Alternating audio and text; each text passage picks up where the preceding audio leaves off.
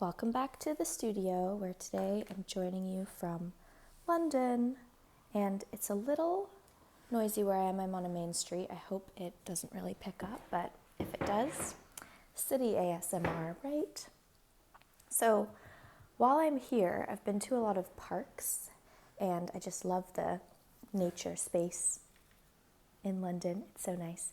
And I thought we could do a Zen Tangle inspired by the different things I have seen in parks. So that's plants. I saw an inchworm the other day. Let's do that first.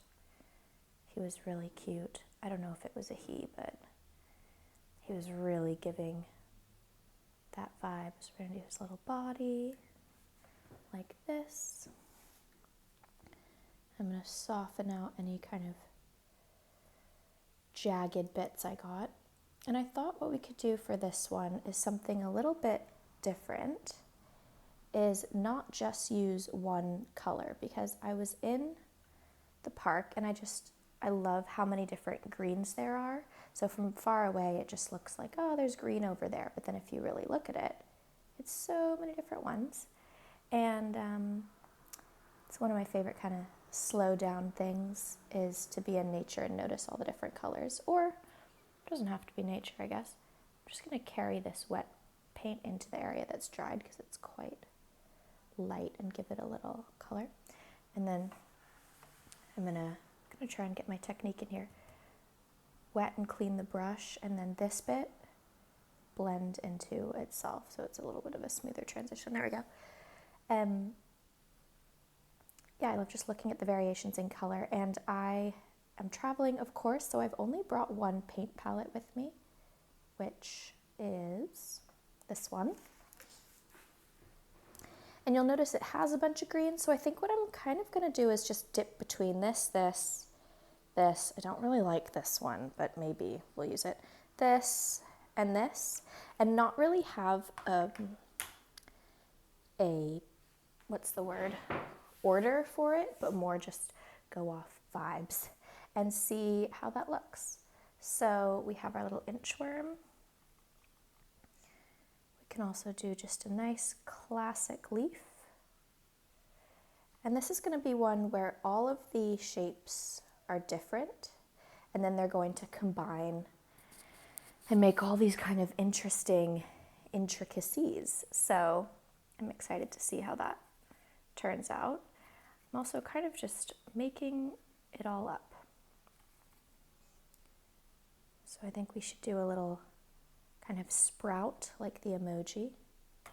I love that emoji. And then obviously, this is not to scale, but my painting, I make the rules, eh? Make that a little thicker. So if this is your first Zen Tangle, hello, with me anyway. The first step is just to get some shapes out onto the page. And it doesn't have to be as complicated as we're making it. Not that this is complicated, but as many different shapes. It could be as simple as just circles, or, you know what, let me show you what I have in my sketchbook. Well, that's wet, so that could be difficult. We did these Easter eggs for Easter. That's a multicolored one. I'm also quite into multicolored ones these days. Triangles. This was showing how to use the brush. This is just one line, and then I echoed it, but using two different colors. Same as here. I did a post where I did a day in my life and kind of put little details on top, and these were the details. I wrote them in pen, and then I scanned them in and digitalized them. This is all squares.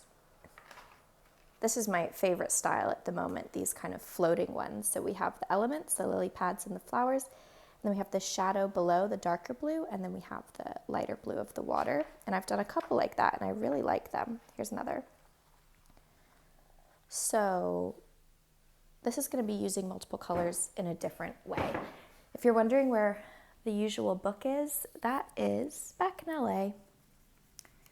I didn't bring it because it's way too big. So let's move this around because I don't want to get my white sweater in that. Let's do one of those leaves that's like this. I forget what it's called.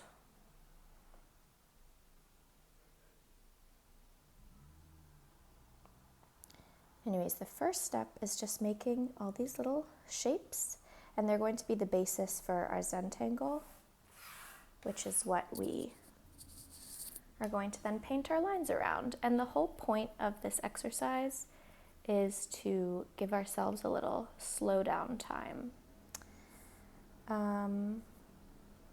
What else?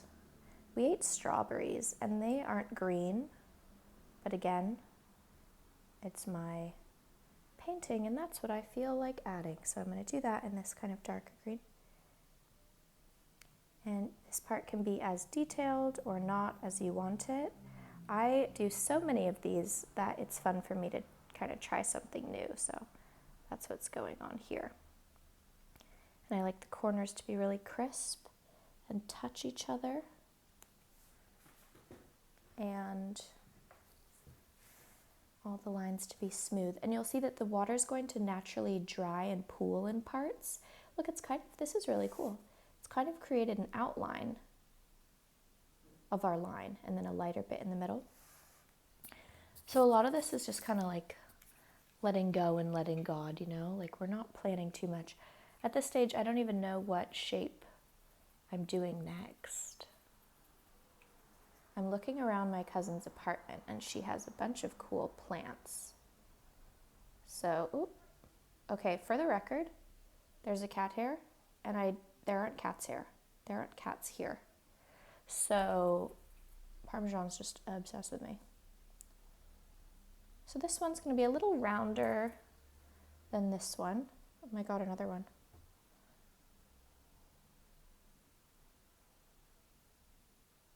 And the good thing about not drawing something specific, like this leaf, yeah, we want it to look like a leaf, but I mean, it's not a particular leaf we're doing, is that it can kind of just go wherever it takes you. So I just pulled my brush up to make that edge, and that's where it ended up, and that's what we're going with.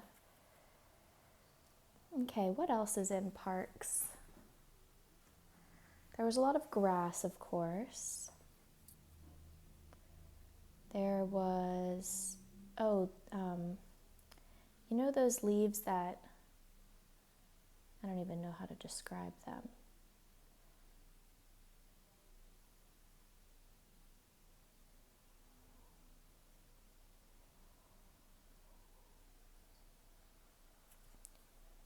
So the more pigment we have on the brush, the darker it's going to be. This is definitely a very tropical leaf, but that's okay. Let's go down here for fun.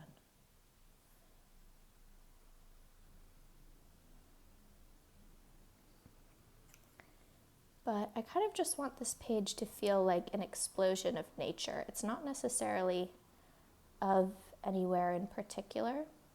That could be a really cool idea for a Zen Tangle, actually, is if you go on a trip or even just where your home is, and you do a Zen Tangle of all the common plants there. That could be really pretty, kind of like I Spy meets Zen Tangle.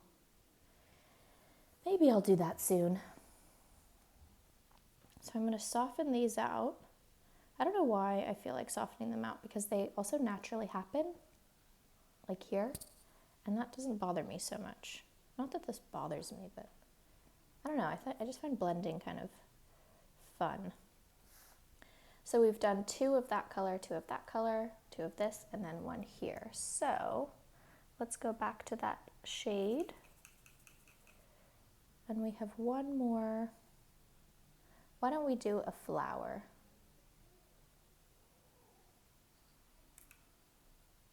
This is a kiki flower.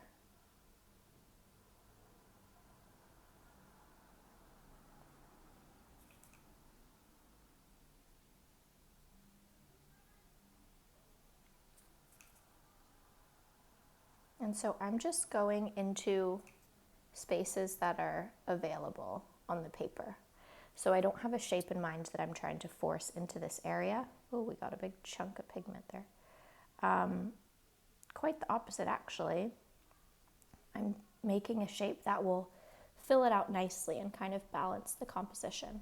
So that's something good to remember when you're doing just the simple shapes too. Like if I was doing all triangles, I would do them arbitrarily, but then by the end of the page, I see the blank space I have left and I try and just fill it all in to be even. But you don't have to do it that way actually. You can do it however you like. This is awfully light, so I'm going to go over it again. Okay. So here is how our page looks. I'm happy with that. I don't think I want to add anything else. We're going to color them in first. And coloring them in, let's actually start with this guy, is how the Zen tangling process begins. So I'm going to pick this green and we're going to just pick a starting point. Let me just make sure my focus is on. Okay. I'm going to start in this corner because I think it gives me a nice kind of natural stopping point once I get back to it. And I'm going to put my brush in the corner. I'm just going to drag it down along the line that we already have on the page. And I feel like I say this all the time, but I think it's just the best way to explain it. I'm not trying to draw this flower again. We're just actually going to completely forget that it's a flower. And we're going to just trace the line that we have down. So if it wobbles or whatever, that's okay. That's just the shape we have, which is why this is a great thing to do if you're kind of trying to get back into art after a long period of lack of creativity, or you just want to start art in general, is you can't really mess up, because do you think the flower police are going to come and be like, oh, this actually isn't the exact shape of the flower you're trying to make? To be honest, I don't know if this even is a real flower. I kind of made it up. So you have complete creative license, which I think is extremely recharging for the brain. So I'm just going to do this exact thing all the way around this shape until we have totally connected the line. And you'll notice I kind of start and stop at different points. And that's because, oops, we have a touching or a kissing. I'll get into that in a sec. But that's because sometimes I get a better angle some places than others with my wrist, and I want to choose what is more comfortable for me. And then also the better angle you have, the more stable your hand will be, which is how you get the straight lines. So what if I mess up? If the lines touch, I know it really bothers some people, but it doesn't actually bother me. Someone commented on a video of mine the other day, the lines touched. I was like, thank you. I noticed that, and actually they are kissing, is how I like to reframe it, because again, we're not trying to draw this perfect flower. It's all about the process, this kind of piece, and just relaxing into it. And so we're going to do our best to keep this white consistency because it's a focusing tool, not because it has to be perfect, if that makes sense. Although if it makes you feel better for it to be perfect, then it's allowed to be, of course. But don't put pressure on yourself to be that way if you don't need to. So now you'll see we're going within the lines, and they might come together and not even be able to go all the way into a shape and back out again because it's too tight of a space. So now the fun begins. I'm giving art teacher right now, because we get all these different kinds of shapes that we wouldn't have predicted. Like when I drew this flower just a few minutes ago, I didn't think, oh, they're going to connect in this way and make this like kind of dragonfly-ish shape. I had no idea. And like, It's a way to keep an element of surprise for yourself. So we're just going to turn this guy to get a good angle. And now this is dried, so I can put my hand over it. I'm going to go through that as best we can and make our way around.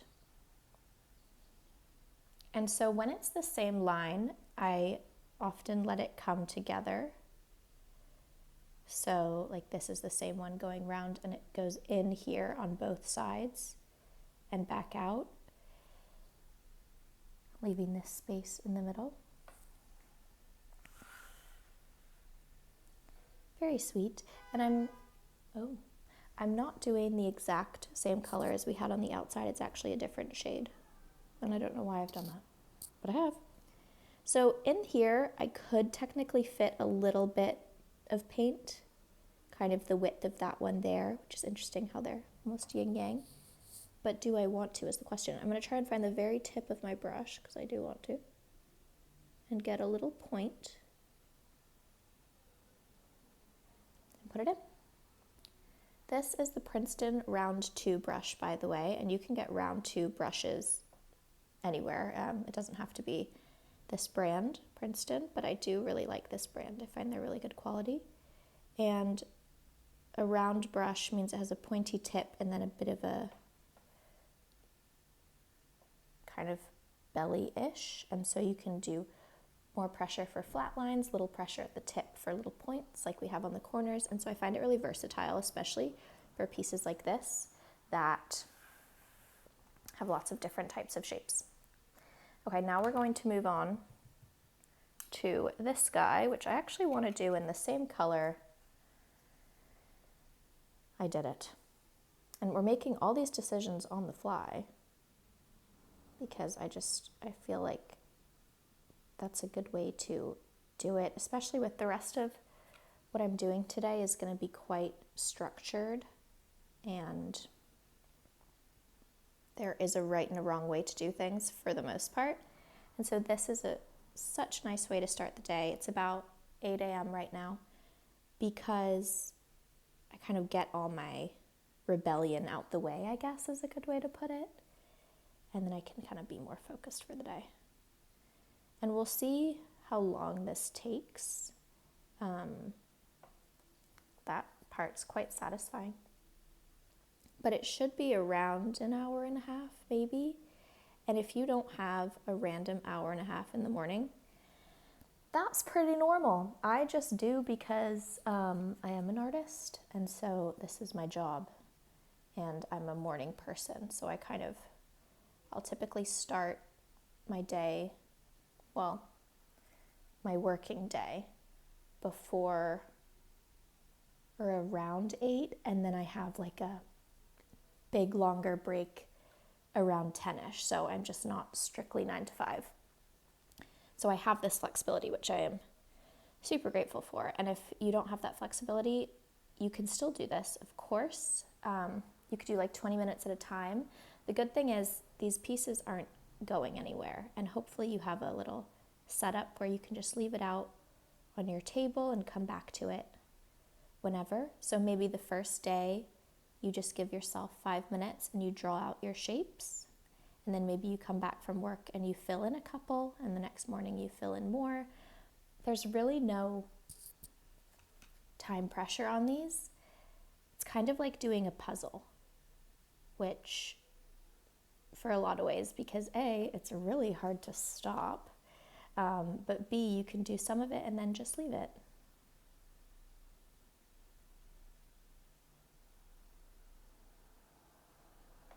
Oh no, sorry, my hand has been in the way. I really need to get better about that. Let's see how this is. Okay, this is kind of better. I wish I had someone over the top of this saying, okay, you gotta move your hand. That I am deeming too skinny to go down, so let's connect these two here. And then clean that up ever so slightly.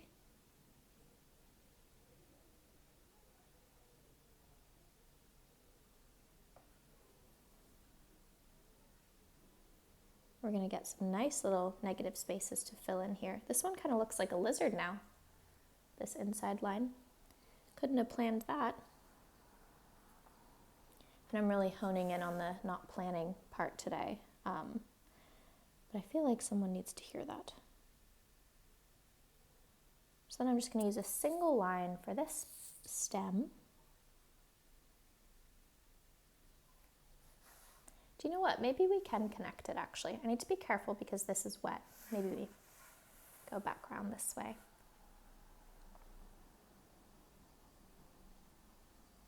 I'm going to just use the pointed tip to just quietly as a mouse go through this gap and connect it.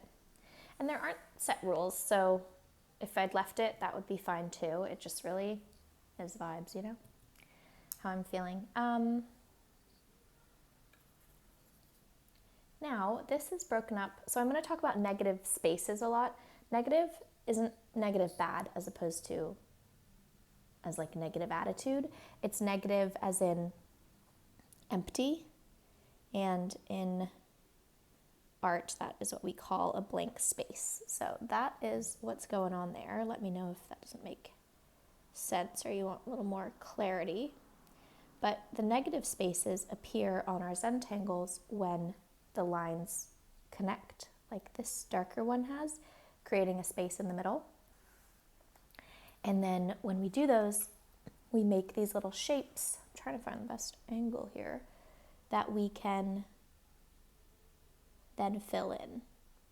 And I always find it so fun to see what they turn into. So we're just following the shape as best as we can. And you'll see how this, as we've gone up even just 2 layers, has become a corner, like a right angle corner. And I guess we could have predicted that with that line. Oh, also look how it goes light, medium, dark. That's cool. But it's really cool to see what the shapes turn into. Like what kind of angles and whatnot.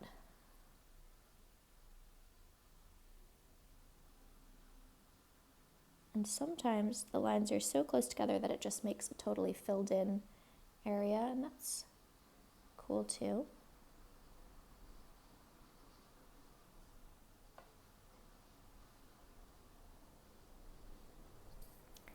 And there are loads of ways to do this type of painting. I have a bunch of different videos on this channel and also TikTok that have different ways to do it. Today we're actually going to do a little bit of a different way, the same way we did the green shimmer hearts and the yellow stars, if you remember those, which is starting from the bottom. And we'll get there and that'll be fun. But oh my gosh, I have to tell you, I have a grievance with TikTok at this time. My videos have been really not getting much reach. And I thought, that's weird. I'm not doing anything different. And I feel like they really help people to calm down. So I don't know what's going on there. And I realized that I got a bunch of comments of people saying, thank you for stopping my doom scroll, or like, oh, when I see this, I'm going to go to bed. It's my like sign to calm down. And TikTok has clocked that and now doesn't push my videos because they take people off the app. How rude is that? And I love that it takes people off the app and stops their doom scroll and helps you guys to sleep. Like, I don't want to change that about them at all. I think that's not how a lot of content is these days. And I want to provide that like breathing space. However, this is my job, right? So I need to be kind of conscious of how I'm spending my time. And I can't really it takes probably 4 hours to make each TikTok video, like the filming, the editing, whatever. And I can't just be doing those and not getting paid for it. It doesn't make sense, you know? And when there isn't as much reach, I obviously don't sometimes even qualify to get paid, or I don't really at all. And so I'm just moving off the app more, as in I'm just going to focus more on, we're just going to use the tip for these little bits. That's so cute. Wow, this really looks like a little lizard. I love her. Let's go from the top now while these dry. We can do these 2 leaves. Yeah, I don't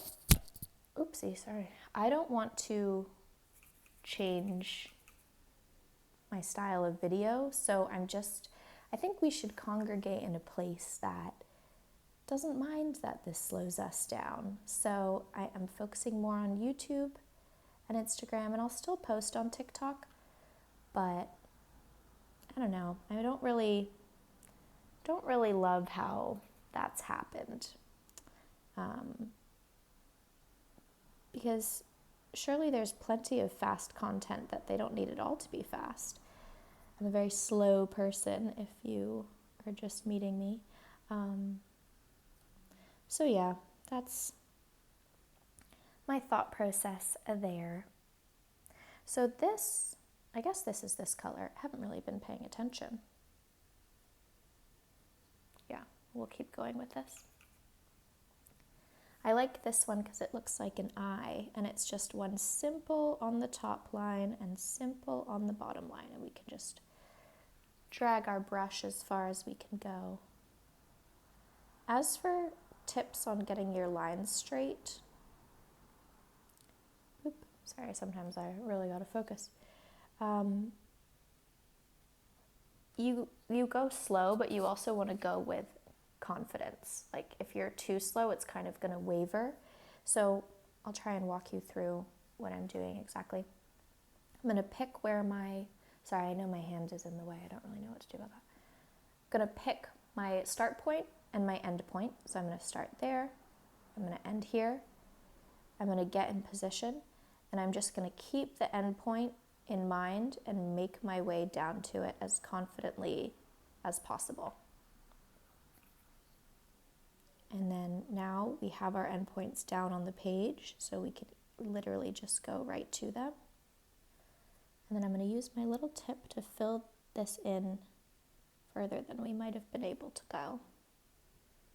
And the same with here. And then I think I need to use the tip for the middle, yeah.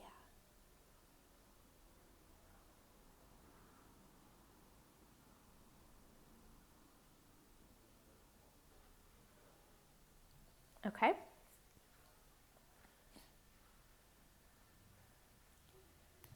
I just got the roguish text, not replying that.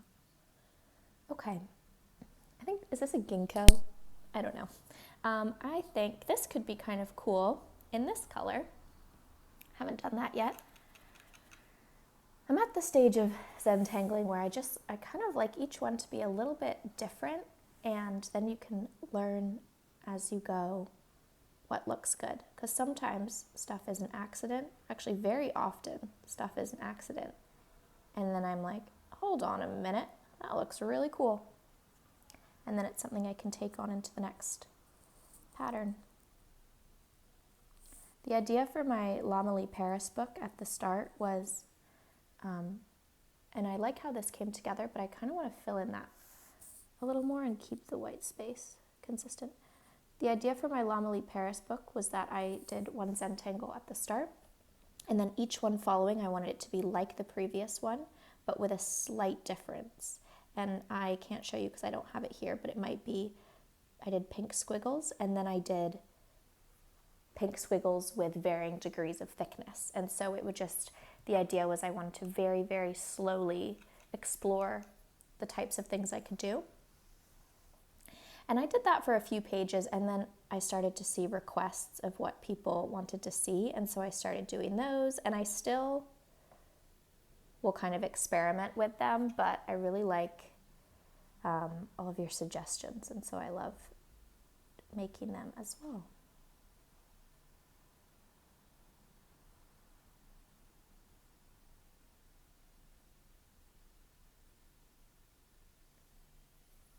This one's going to be cool. It kind of looks like a little hazelnut in the center.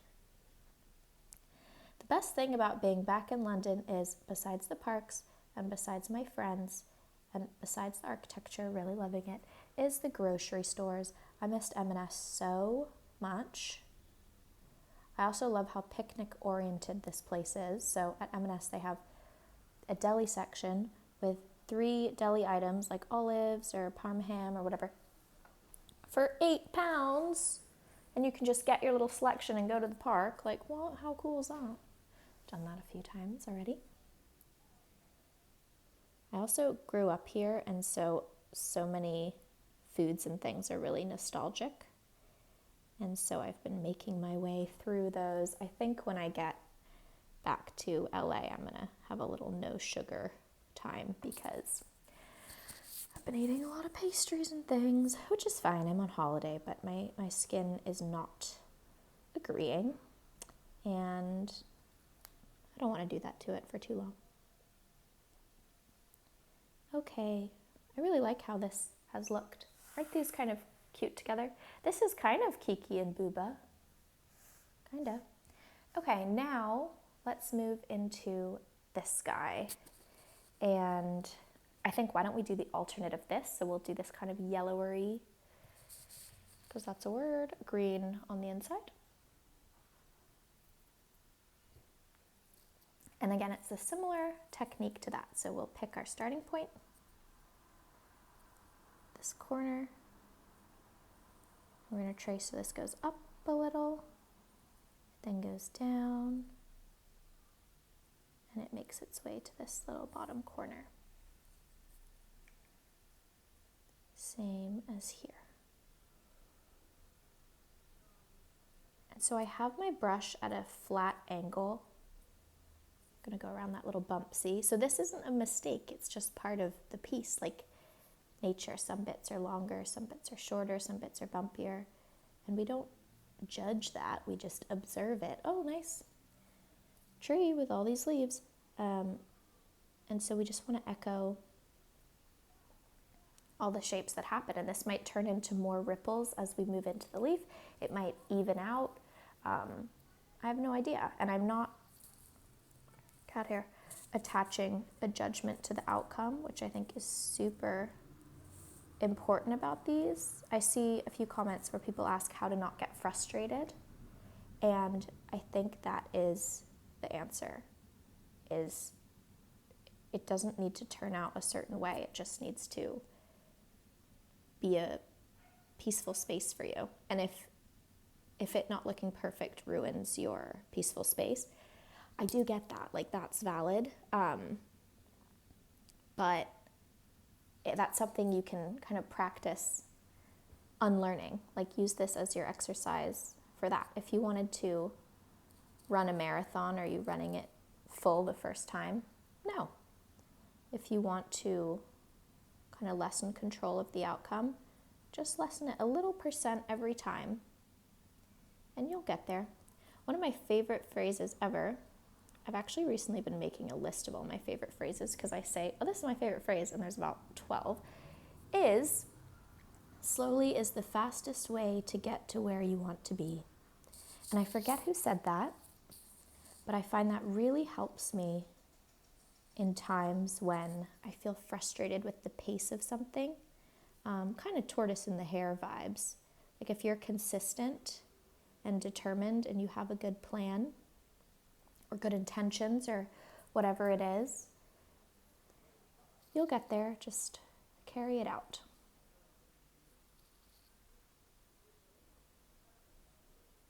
As an artist, that's cute. I like that.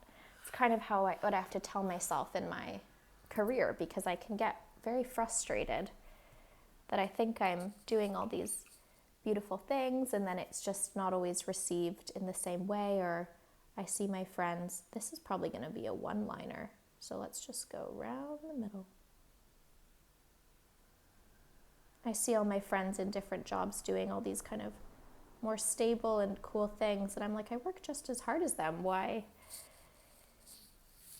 am I in a different place? And it's just kind of the name of the game with my industry, and all I can focus on, especially with art being so subjective, is that I do the best I can and try and find the right people to appreciate my work, which is really you guys I'm noticing, and so I love that, and I love painting here with you. That's cute. I haven't ever done one that's a single line like that. It's quite sweet. What do we want? Maybe we do the same color inside for this one, just for a little switcheroo. So yeah, I tell myself this a lot. Like if I have a really cool idea for a painting, I will just do it, do all the bits I need to do, and not worry about the outcome of it. Because if I do, that kind of disrupts the creative process anyway. Those are sort of two different points I'm making, but hopefully they make sense to you. They're kind of related in my mind. How sweet is that? So these little stems, I don't think I'm going to go between, but I can definitely fit something here and here. But first we'll do the other little sprout.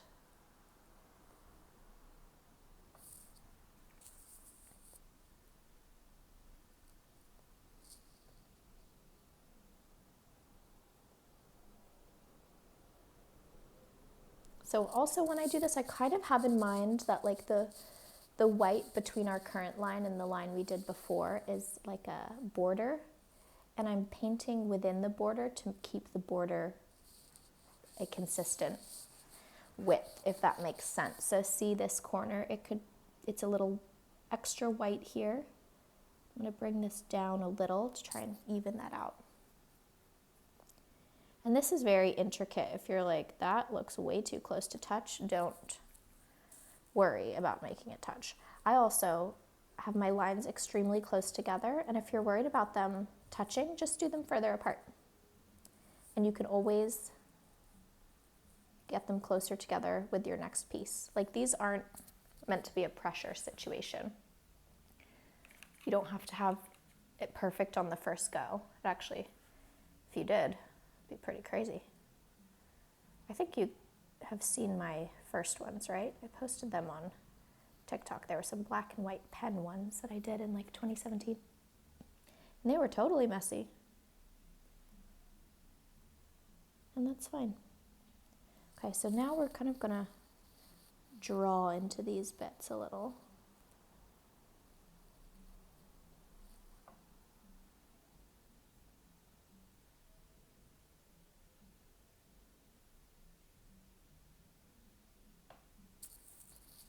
Funky. That looks like a little cat or like a little fox. How cute.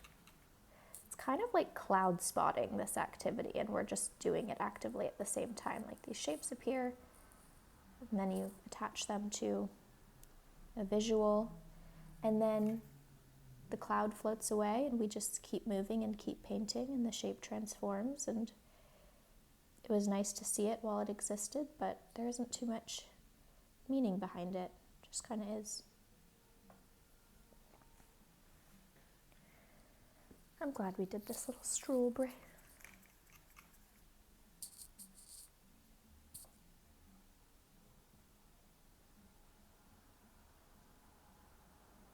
So I'm going to go up into that little divot right there. Use my pointy tip like so. And then I'm going to come back around from the bottom, I think.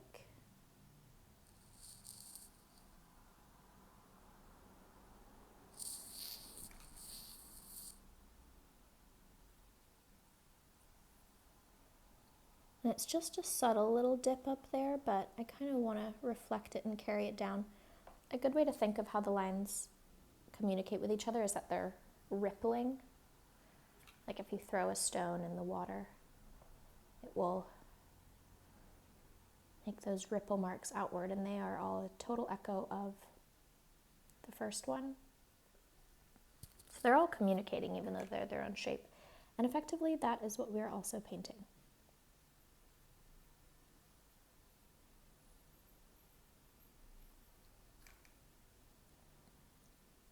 Whoa, did you see that? That was really cool. I had a lot of pigment on the brush, and when the line is still wet, it just spread into it.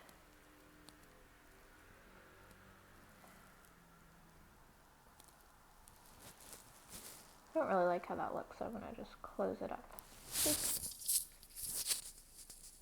And now we've made a little point, but we can't go all the way down. So I'm gonna start, this is the place where my brush can be the flatness that I need it to be for the rest of the line. So I'm gonna use that, and then the same here.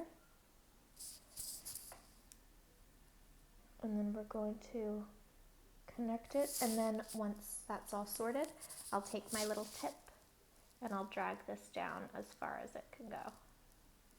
So it doesn't all have to be in the same line. We can come back and edit.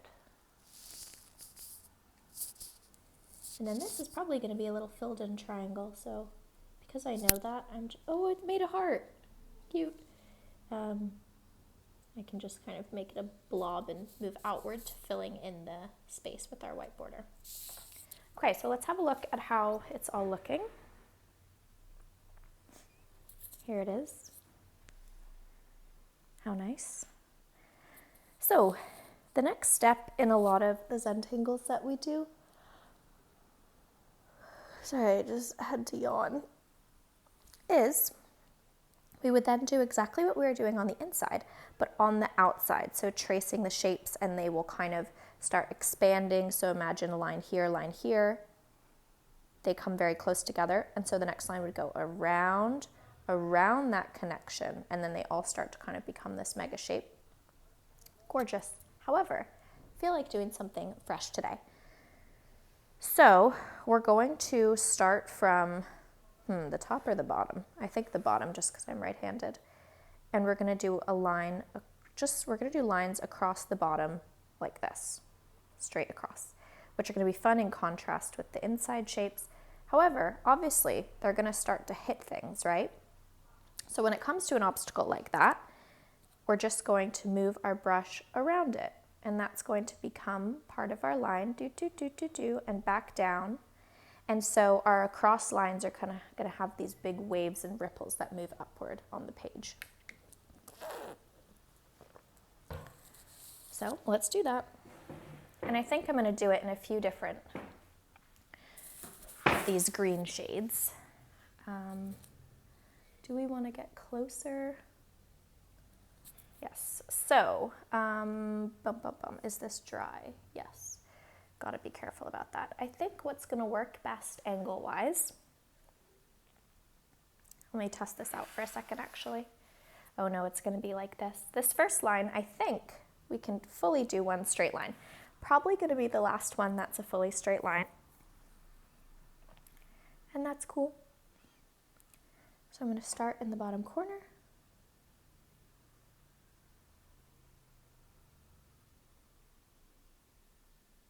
And I'm going to go as far as I can until the brush kind of runs out. And also the position of my arm now was good here, and now it's a little twisted. So I'm going to stop. Let me get a little more paint and then make a new position that I feel comfortable with and continue.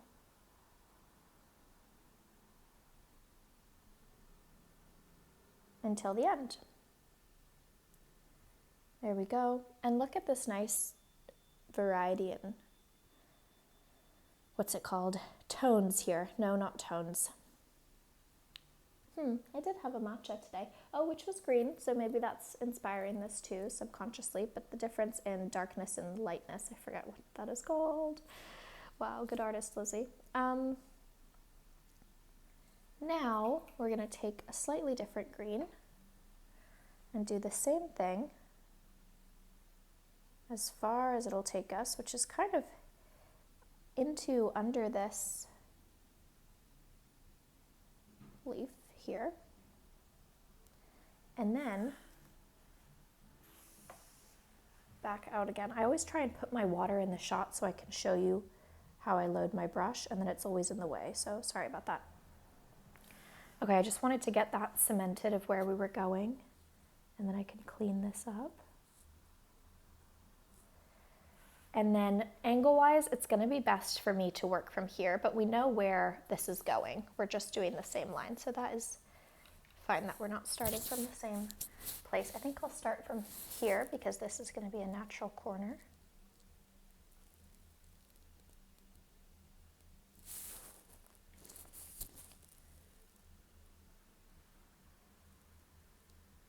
So the same way we made these little negative spaces in here on the inside of the leaf, we're also going to create them on the alternate side with this particular type of shape that goes in, out, and out. And this is going to be too small to actually do anything inside the negative space, but it's cool to see it's there. So we're just going to keep carrying this around.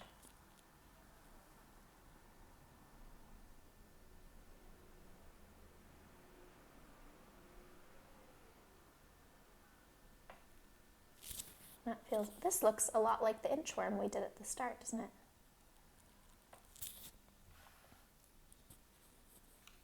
Now let's connect these.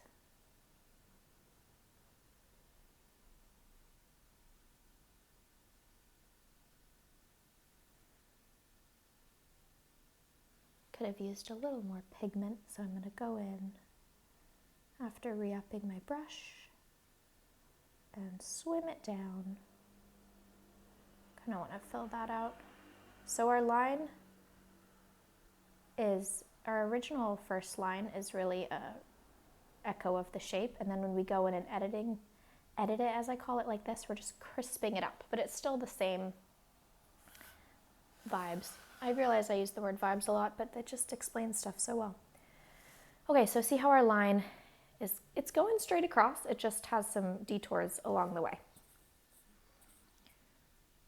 So I've been using, for this line, I was using this, and I'm now going to pick up this one above it, which is actually the color of the first line we did.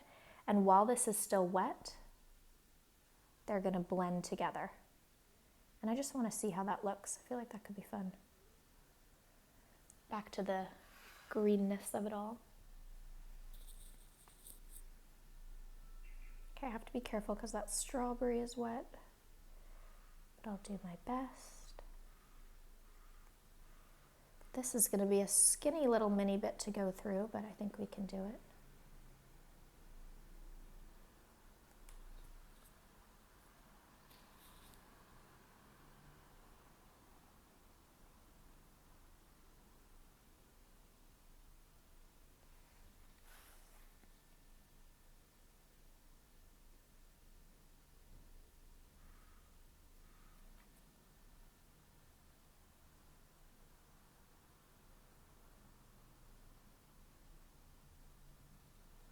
A nice color variation in there. Oh, and we've closed up. That noise is a big red double-decker bus zooming by. I don't know if you can hear it, hopefully not actually, but if you can, that's what I'm looking at right now. Okay, so we can see where this is gonna go, right? And so it's gonna be a better, oops, sorry, I'm not even in frame, angle for me to start from here. So I'll start from the area where it's gonna turn the corner, and I'm going to just copy the shape of my stem, move around, and connect.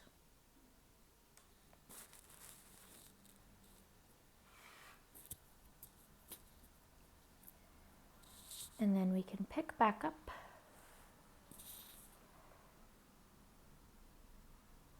The thing with this kind of piece compared to the other ones where we trace around the edges is that I can't then go from the top while this is drying, because the top's meant to echo the lines we start at the bottom here. So we'll cross that bridge when we come to it, but I might need to do some kind of funky angles to dodge the wetness that we have down. So this has gone into this underbelly of the petal right there, and it's too tight to go through, so instead it's going to come out like this, and that's going to be a weird angle to paint at, so I'm just going to start here and go down where I know it's going to go. Same with here.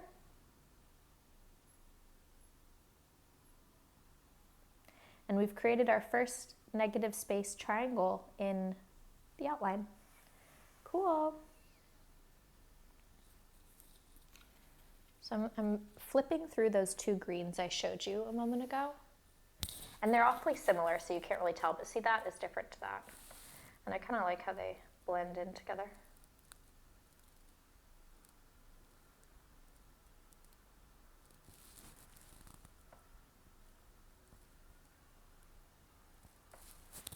Clean that up ever so slightly.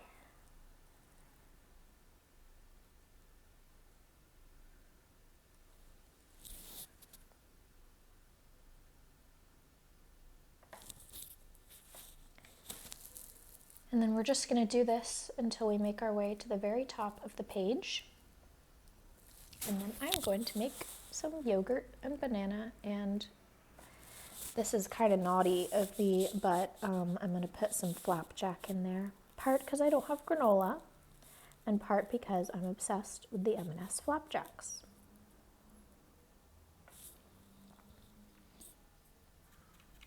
I think what we're going to do too is leave the negative spaces, like this one for the end, just so we have a moment with the gaps and we can look at them all together and see what was created.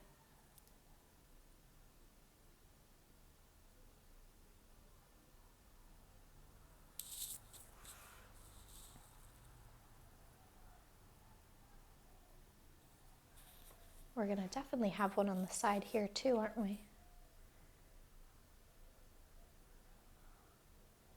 This is the area where we had that chunk of pigment, and see how when it's dried, when the water's dried, you can see it a lot. That's what that variation is. So this we can kind of flip under just a little and then go off the edge.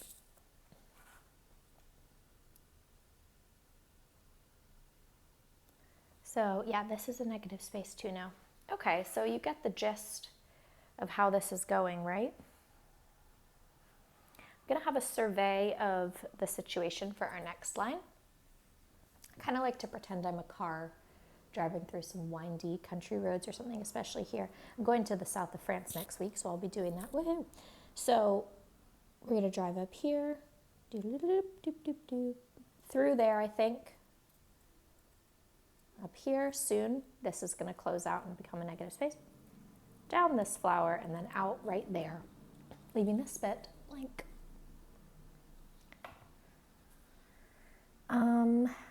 You know what? Let's go for our darker green for this round. Why? Not sure. Kind of want to bring some dark green into this section. So we'll go across.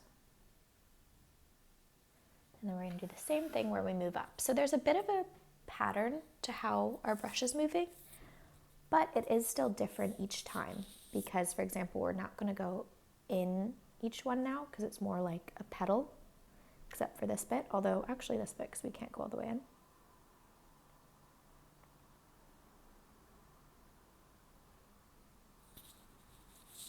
So it's just like a small little transformation each time, kind of like that, getting 1% less pressurey or crisper with each Zen Tangle we do.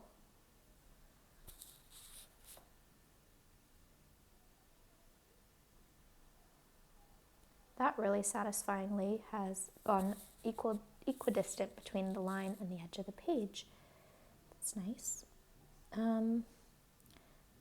Just thinking out loud, I'm trying to decide if I should go in there or not. Let's crisp up this corner and see where that brings us. Yeah, I kind of feel like it shouldn't go through. But we will, of course, give him something very cute. Okay.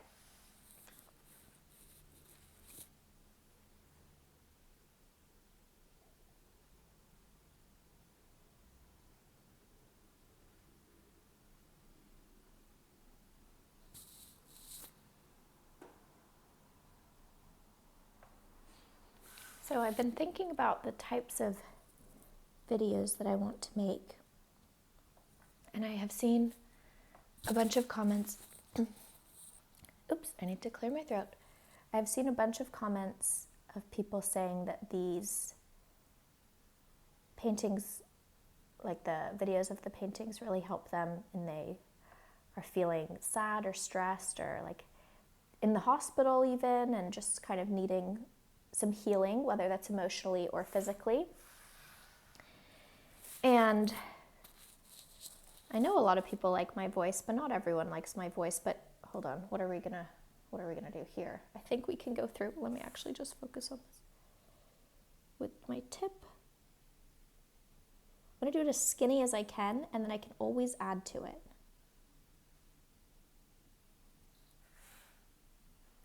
And then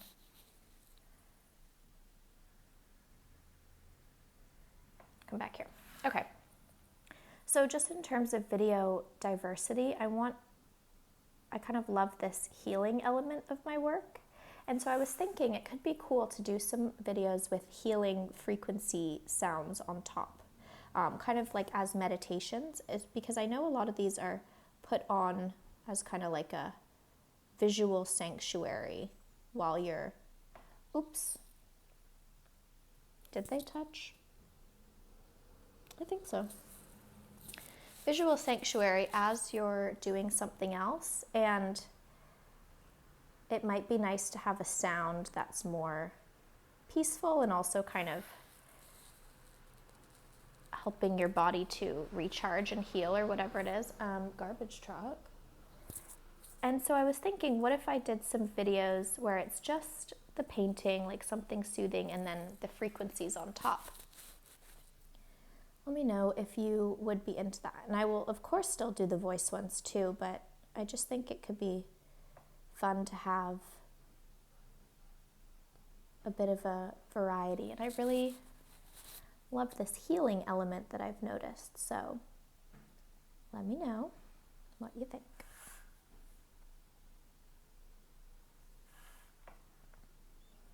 So now we're going to go around this petal and underneath that as best we can.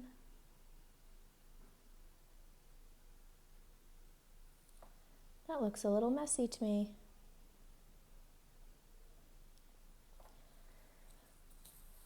So another question I get a lot, I realize, is like, how do you not get hung up and really annoyed once you've messed up? Like this kissing that happened right here. Well, we're not working on that part, are we, anymore? I mean, we'll see it again when we come here, but the point of this is to hyper-focus and concentrate and find the zone. And that is on this little corner right here, and how the brush is going to go into it and lift up at just the right time and clean up this tip and then connect down where we were again without getting my hand in the strawberry.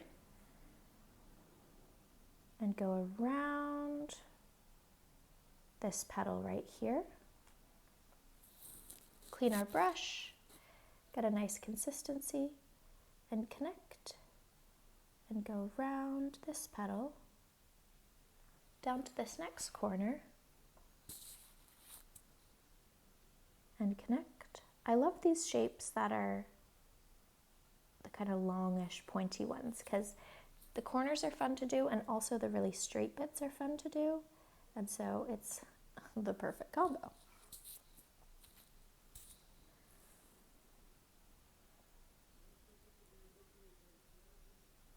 Oh, you know what? This actually, I'm mistaken. This can come around, so we'll do that. Sometimes I go on the page below me, like look at these. Let's pick this up. These marks from the rainbow one. That's okay. This is a sketchbook. It's not like a final piece, so that doesn't bother me. And we're going to go down here and finish out that line and also point. So now this bit is officially a negative space. Cool. Okay, I think we'll go back to a lighter green now. And oh, this is a negative space too, but we can fill it in because it is kind of next on our list, I guess. So it goes up till about here where we were halfway between the line and the edge of the page. So I'm going to do the final line like that. And now all we need to worry about is connecting these ones. So we're gonna do a big loop.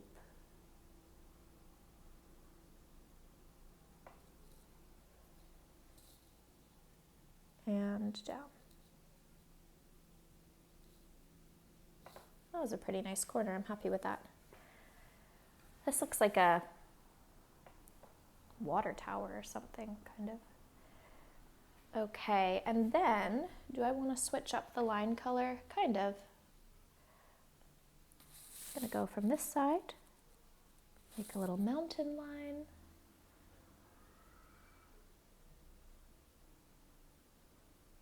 And then you'll see how there was that kind of spreading away of the paint. That's because there was something oily there, which is, I'm 99% sure, a fingerprint from when I was touching the page or turning it or something. And if I was doing a final piece or something quite important, I obviously wouldn't want that. But this is my sketchbook, and all we're trying to do today is have a nice morning before I start the rest of the work I need to do. Big day of stuff to do. So it doesn't matter that we have this little reveal of where I was in the past. It's kind of like a little clue, maybe. Okay, so we've totally filled out this bit, and now, if we're looking at the whole thing, actually, I think we can do a little bit in here. Our line that moves across the page is actually going to start here. We've moved up so much, and it's going to trap out a lot of this area, but that's okay. So I'm going to turn, oh, and then look, we're back at this kissing bit. I forgot about it, and now that I'm here, I don't really care because we've moved on to the next bit, and oh, that's tight. I guess those lines were just so irresistibly drawn together that they had to touch lips, which I get it, I've been there.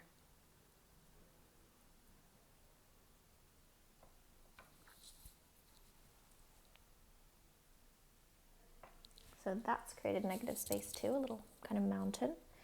And obviously we can't go through that, so all we're going to do is turn the page to a good angle, and we're going to connect up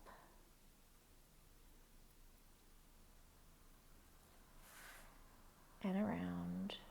And now this is the same color as the outline of this particular leaf. So it'll be interesting to see how that comes across when everything is finished, because this one will have more of a structure and this one might kind of then look smaller. But I don't really know. I haven't done this kind before. I don't feel like going through there. There's a chef on TikTok called Harrison, and I love him. And when he's using a mandolin to slice stuff, which can be awfully dangerous, he always says, don't be a hero, don't try and do extra. Like if you see that you're getting toward the edge, just say, that's great, I have enough slices, thank you so much for your service. And that is what I'm going to say here. Don't be a hero. We're just gonna, I know I was a hero in other parts of this piece, but I'm over it. We're just going to corner that and keep it pushing.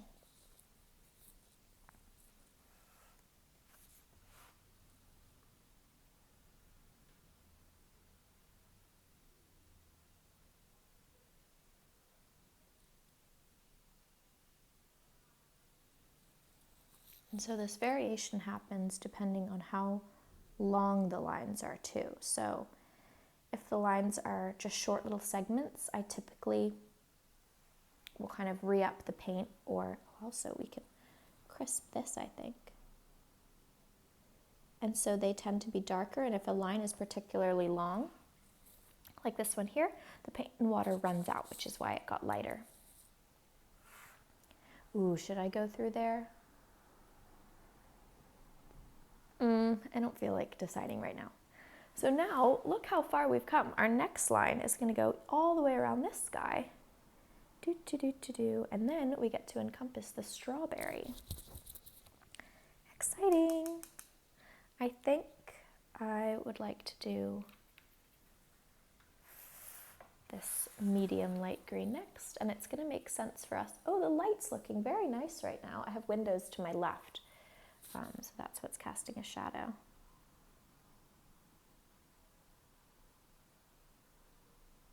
But this is the best angle for right now. Fill in that mountain. And then we're going to take it up on this nice leaf.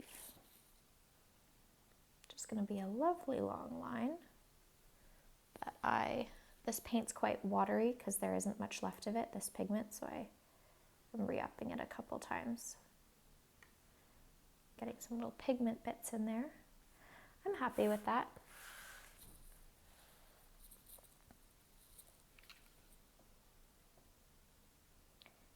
And I like this angle I'm at, but I'm not going to be able to get all the way down there and be very still, so I'm just going to go as far as I feel comfortable, which is here. Connect, and then I actually think I could have added a little more to that, but that's what post-production is for, so we're just going to go in and do that, and then now I can turn the page to get all up into this little bit.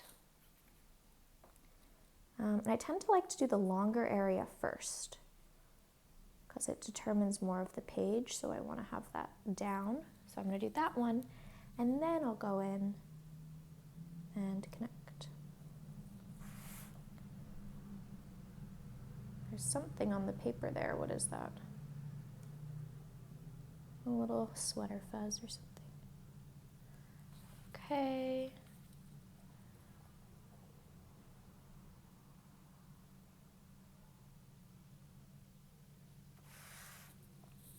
Now I believe this is the same color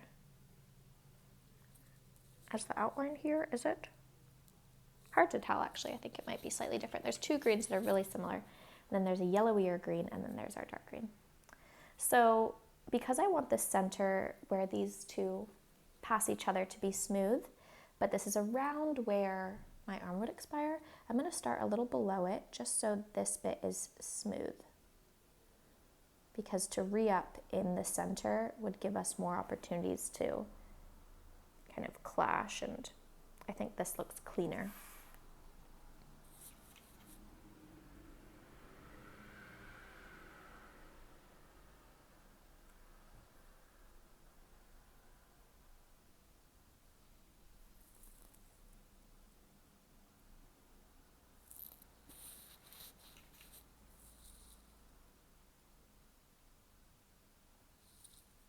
Oops, I got my fingers in that one, which is fine, but you just need to make sure to get it off your hand because then you put it down somewhere else and, you know, it makes marks and blah, blah, blah, which could be fun to Zen Tangle around too. There's honestly endless possibilities with all this. Now this is going to be fun, these little sprouts of the strawberry hat. There'll be a lot of in and outing, and so I think I'm going to do all the corners at the end because there's going to be a few of them.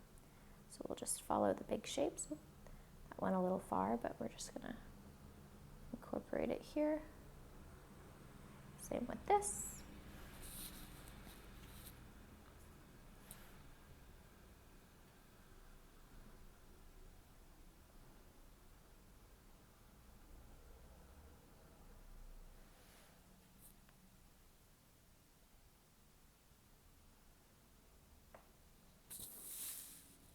That was dramatic. And then we'll do one more bit here. Take her around. And then I want to actually finish up this line so it doesn't just dry in the middle. And then we're going to go in and adjust these corners. So take my tip and draw them all the way in to keep that white consistency.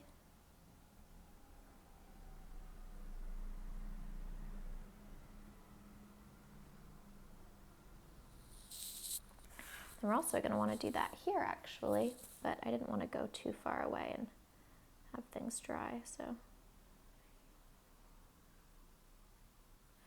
there we go.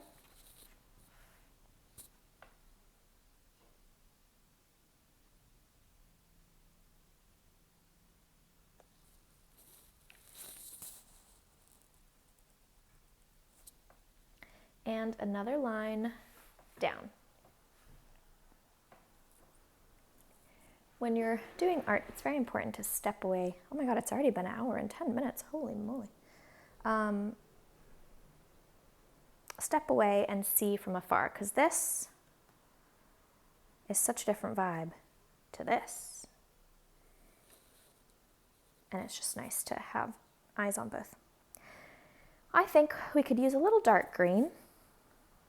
So I'm going to do that. And then I kind of like the dark green and the light green next to each other, the yellowy green, but I might do a middle green between them this time because we have just done that. Kind of, although, look at that. Oh, I forgot I was kind of blending them. Maybe this one we can do a blendy line. I think that would be fun. Okay. Back down we go. So, let's go from here. And I'll start with that darker green.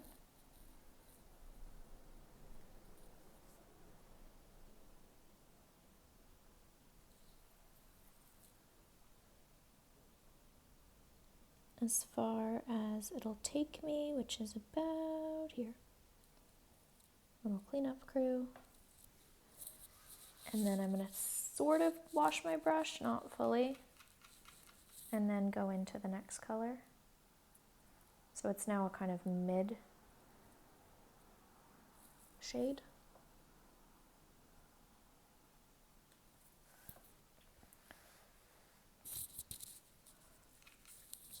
And take this over the edge.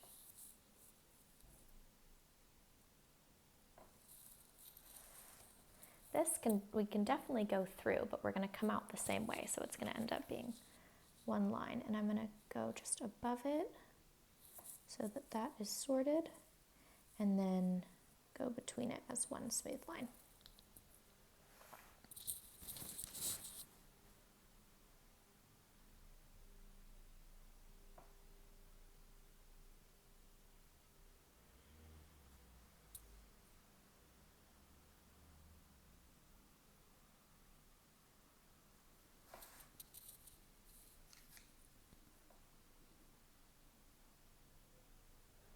So follow this all out. I like this little kind of step we have there. Let's make sure we enunciate that. And then background. Oops, I keep getting my hand in the strawberry. I really like this color that we've made. And now, because I put some of the darker shade in the lighter shade, every time I pick up more of the lighter shade and add some water, it's diluting it, and so it's becoming more and more like the lighter shade. So it's like an ombre, which is kind of cool. That said, I want to add more dark green again. So I'm going to top up on some of that.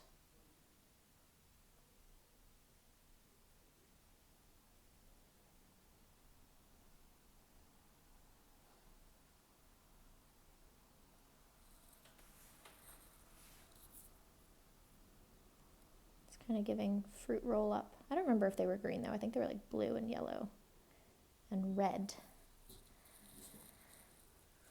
So green gets created in there a little.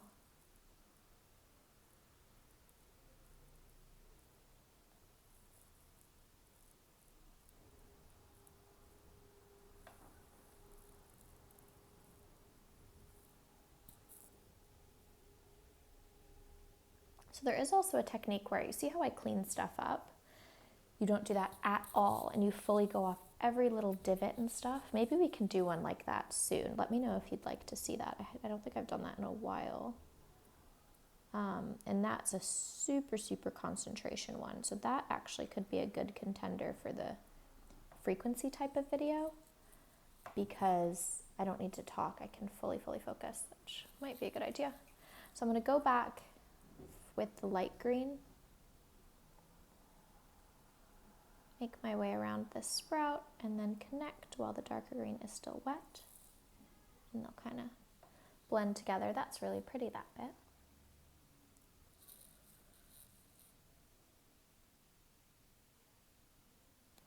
And then I'm really dancing between them with no rhyme or reason here, but I want dark again. And we're going to go down through the middle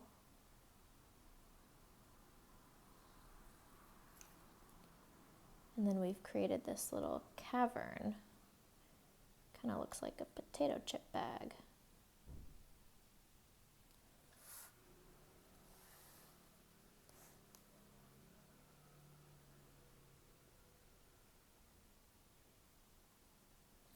And has this funky little negative space, but that's something we're going to leave for ourselves at the end to have a little observation moment with.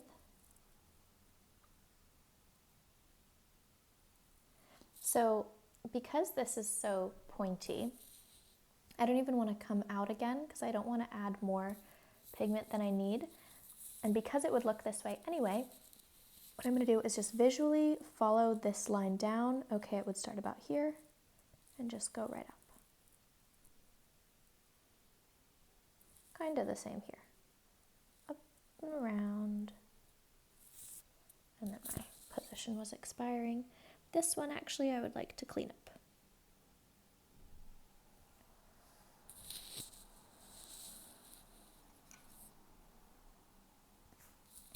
Little fuzz. I forgot if I said this already, but I'm using the Princeton Round 2 brush. I think I did say that. And my palette is from Xylee, and they don't make it anymore, which is really sad. But the link is in my Amazon shop along with this brush and this paper, which is the Canson Mixed Media Pad. Let me check the size, 7 by 10. This actually turns out could go round, so we're going to follow this. They're all in my supply list in my bio, along with my other favorite Japanese watercolors. That's what this is. I love Japanese watercolors because they're super pigmented, and also I think they have really nice colors.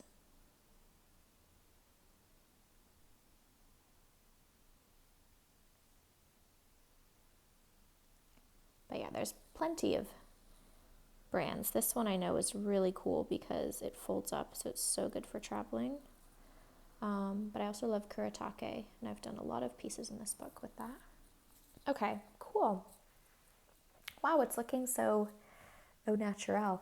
This is going to be a fun area because one side of it is lighter and one side of it is darker, and so I wonder what we'll do in the middle. I'm not sure yet. But now, so look, our straight line from left to right is going to go whoop, boop, boop, boop, boop, boop. Actually, probably not in there. Doop, doop, doop, doop, doop. So I kind of want to do the lighter-y, yellowy shade. And I like this angle we have when we do it from here. So this is definitely going to become a point. See how that's just like crisping up as we go. So I'm going to start at the tip of it. Make our way down.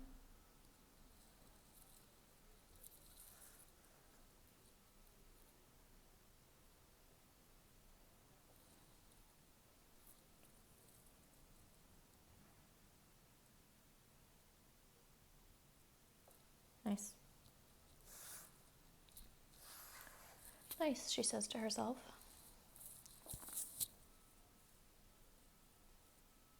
And then around the contours. And really, it's a good time to remember that we're not at all drawing leaves anymore. Actually, if we wanted to give it a name, I feel like we're drawing park vibes.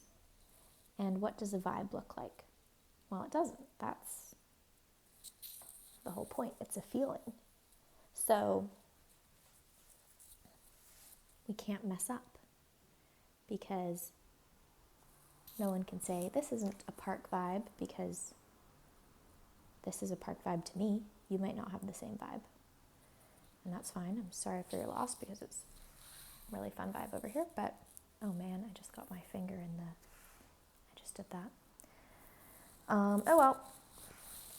So, it's a lot of freedom in this exercise.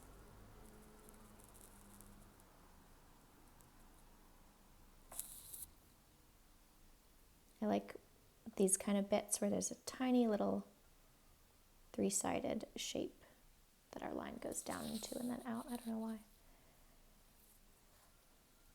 This was, I guess, a splash from something. And maybe we can cover it up in our line. Let's see. We can, but it's see-through. It's a freckle. Okay, so this is going to be a little tricky because it's going to be lots of little lines. So I'm going to do where I can get the best longest line, which I think is there. And I'm actually going to take some paint from there because there's a lot. And come and do the exit. So now I just need to worry about this and this.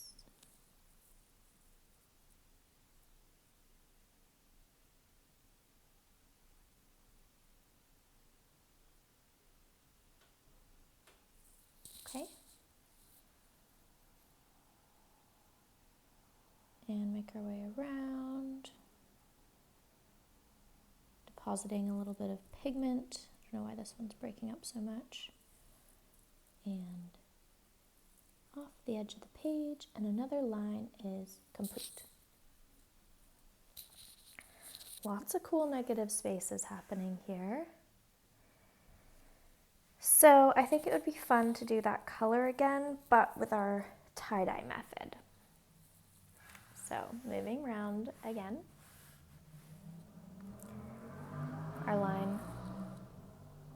Our line is going to come up here, go in a little bit, and then round our hazelnutty shaped leaf shape. So this is a long path that's going to make a really good runway for the ombre situation. So I'm going to start with this light green in the same way.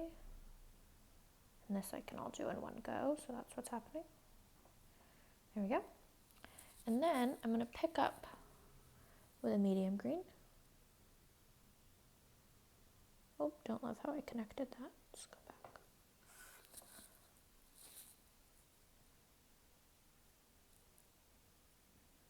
And these aren't too dramatic in color, so we can't really tell too much. But it's all about the subtle differences, remember? And I'm going to get a darker one now, just to continue.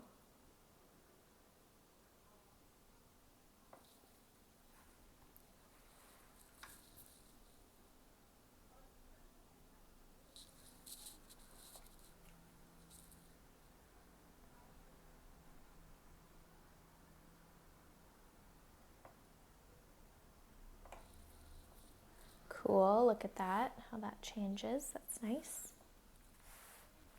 Soon, I think, oh, this line might be our last left to right line actually. Let's see how this corner goes. Oops. Yeah, honestly, why is that difficult? This is our last one. So after this, we're gonna take a little moment to pay attention to the negative spaces that we've created, and then we're gonna go tackle them. So I've gone around this, and I now would like to go back to my medium green, which is the same one I used right there for the outline of this hazelnut leaf. I don't mean hazelnut leaf like from a hazelnut tree, although maybe they look like that, but I doubt it, but I just mean it kind of looks like a hazelnut. This will be able to go through for sure. I'm going to start down here.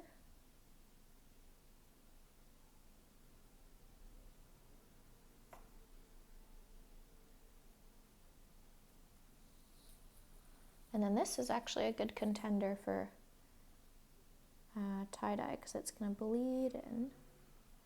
Nice.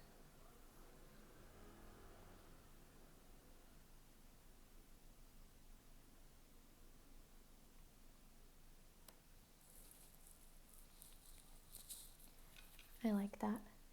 And then we'll continue it with our dark green. So at this point in the painting, the inchworm is the only thing that's not connected. Everything else is touching in some way. I found an inchworm in the park the other day, and it was so green. I really liked it.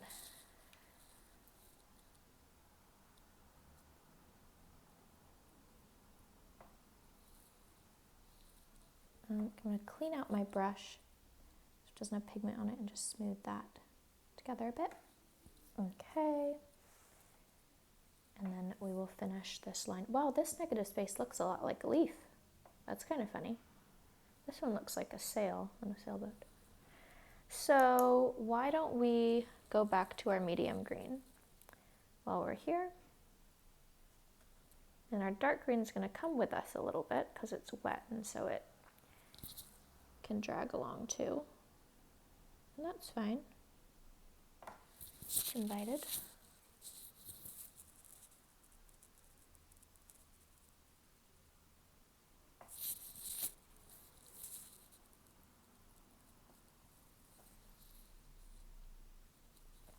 Okay. So let's take a little step back.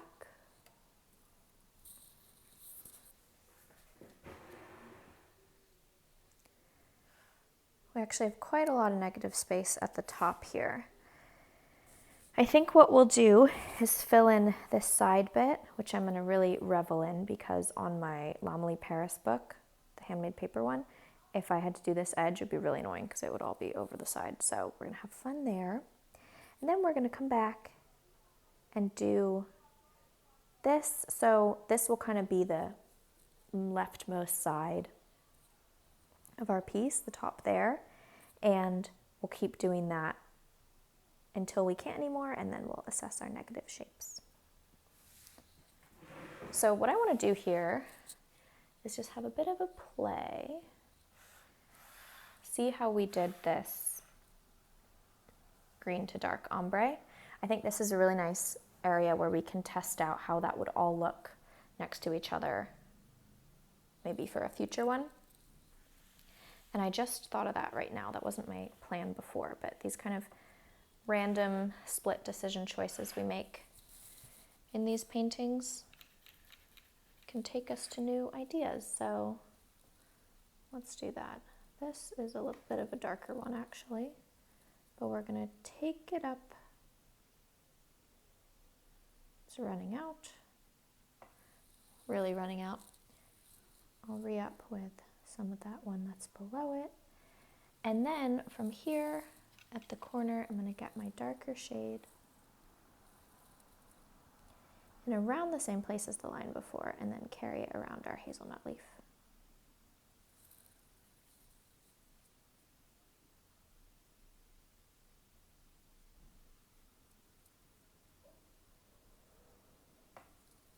Okay.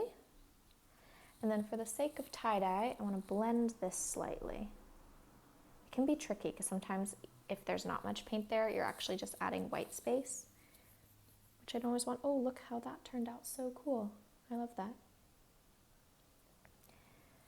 Okay, but that's nice. Gonna do the same again.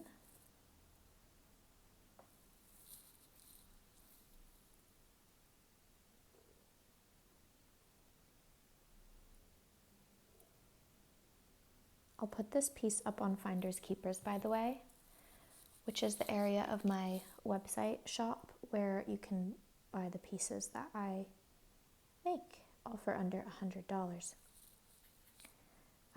Because I just have loads of them in my sketchbook, and you guys like them a lot, and so I thought, you know what, why not share?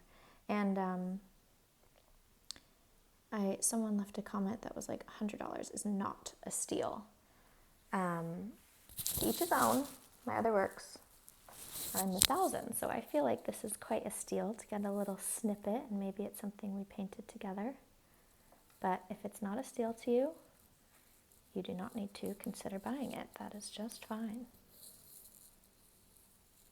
But anyways, what reminded me of that is that this page is eventually going to be ripped out of this sketchbook along this tear line, and so you might be like, why are these all at different lengths?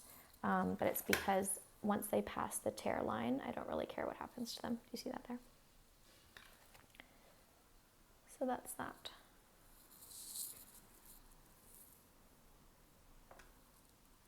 Oh, then that's the end of that section. And then let's go to here. Fingerprint.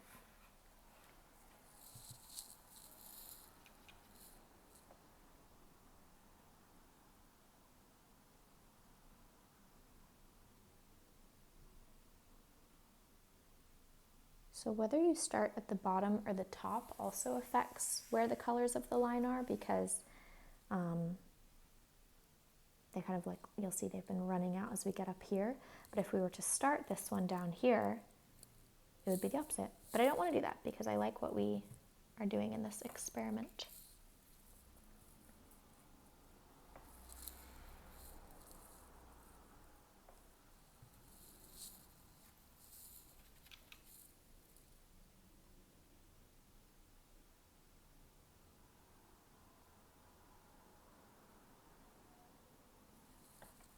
Okay, so now we technically have two little bits, and I want to switch it up. So we'll do a different color here to close that out. And I guess we can do the same here. But let's take stock of, of how this ombre stitch turned out. I really like that. I think we should do some more like that. Note to self. Okay.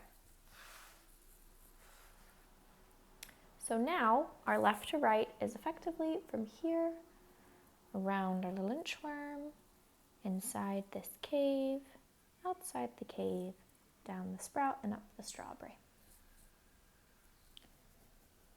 But because I'm right-handed, it's going to feel better to start here. So since we know what we're doing, that is just fine.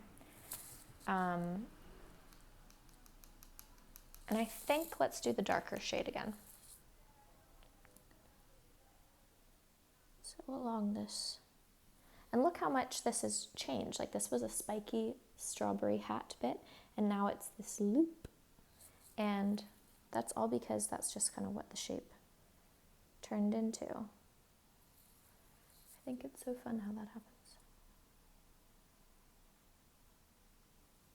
Ooh, that turned out much less crisp than I'd intended. So let's go do that to it.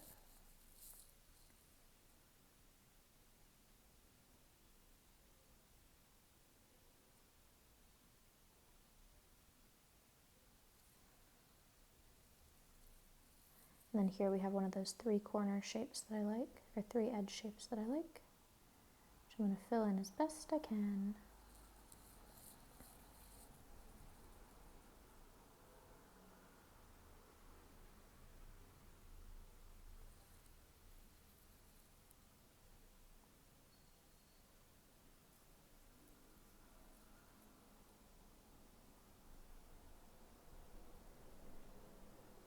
Sometimes the brush gets a little tired and the bristles get out of whack. So what I do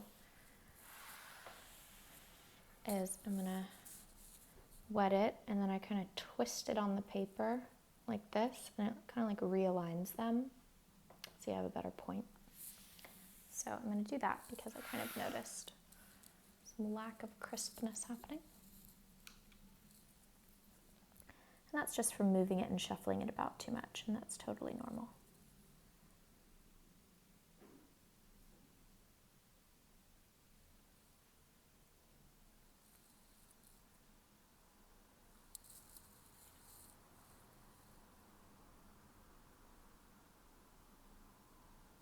I'm going to go inside the worm.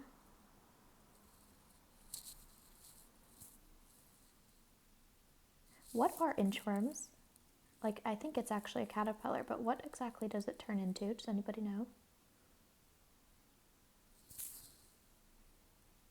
I hope it's not some weird, gross moth.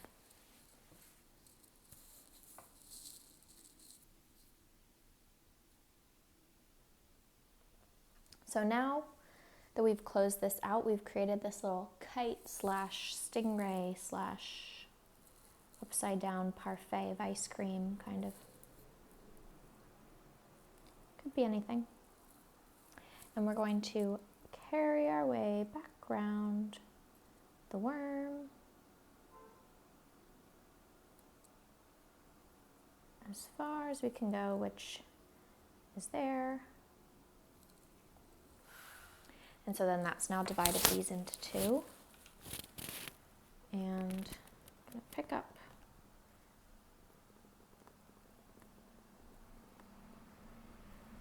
and boom.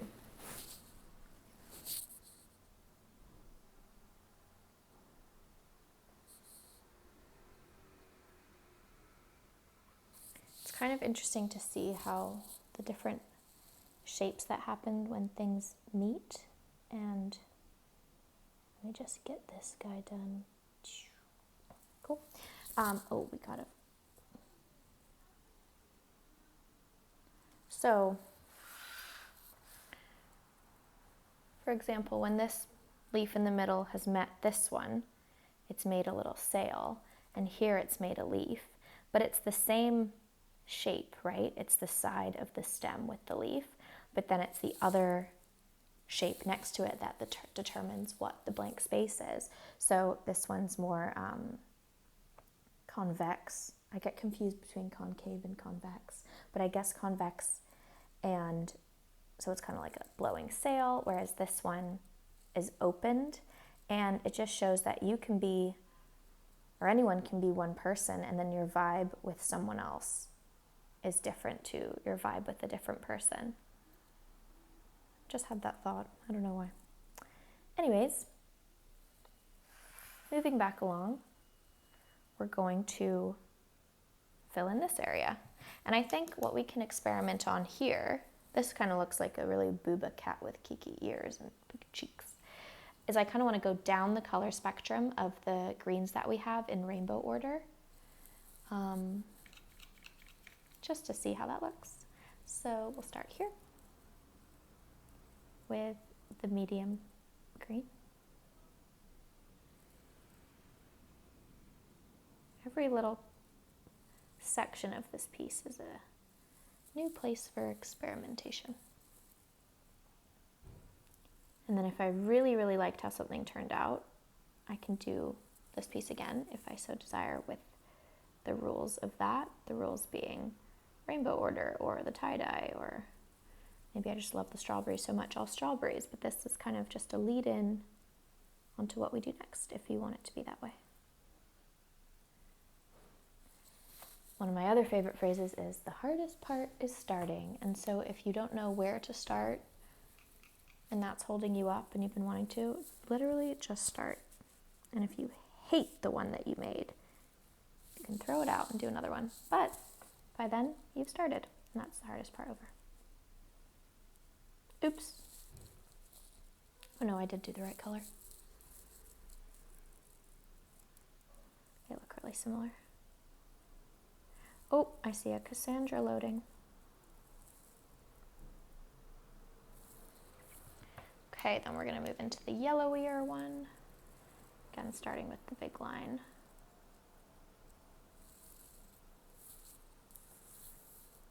And then this one's also big.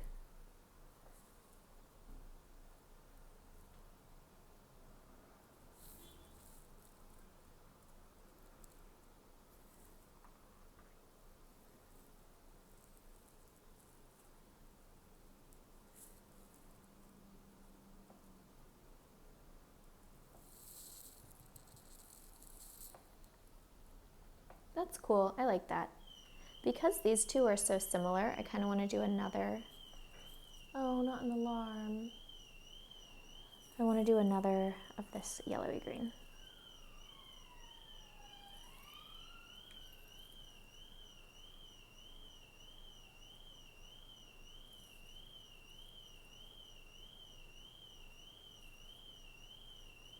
And then we can move, should we move back up the color spectrum? Or actually, why don't we do a dark, start from the top.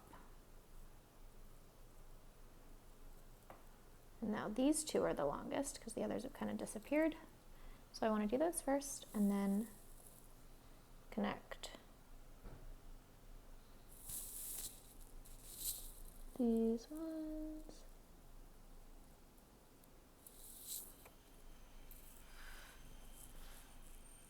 I really like that. Next, we have this corner as our last kind of same process section of the piece before we move on to the little bits. Okay, remember how I smudged this earlier? What I'm going to do is get a really light version of this color on my brush and just go over that a bit so it's a bit cleaner. And then that part, I'm not really going to, what's going on outside? Must be the bin's day.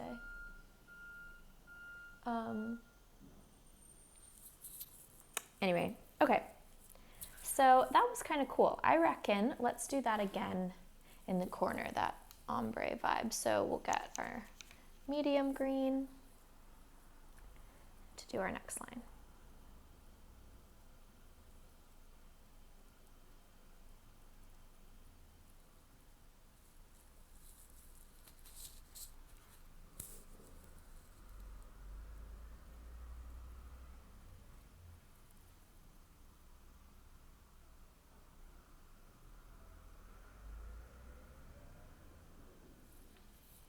That was pretty good as far as going into the corner is concerned. I'm gonna do a touch more. Okay. Also here, I think we can crisp. And I'm happy with that up there. And then we'll come out of that crevice.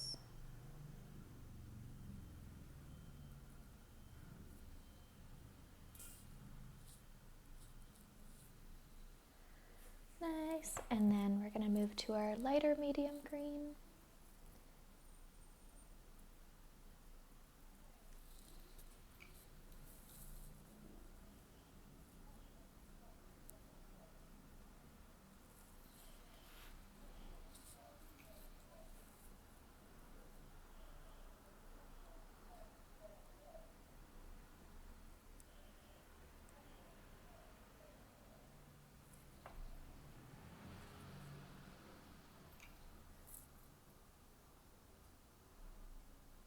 Suddenly, I'm very hungry. Luckily, I'm having a nice breakfast that I described earlier. All right.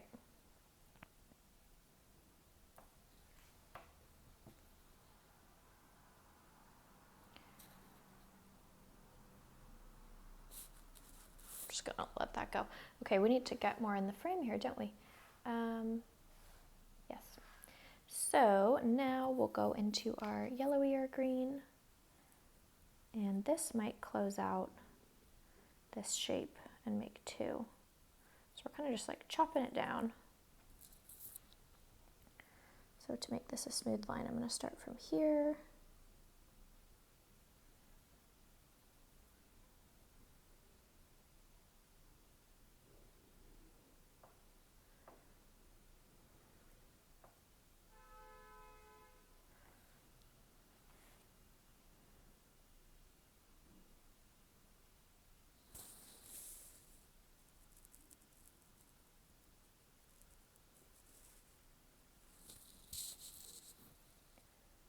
Very sweet, and then I want to do what I did before and do two of these.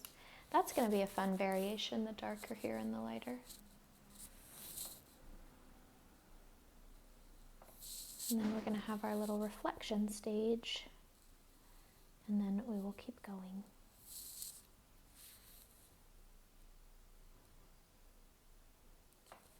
So I kind of want these to have the same outwardness.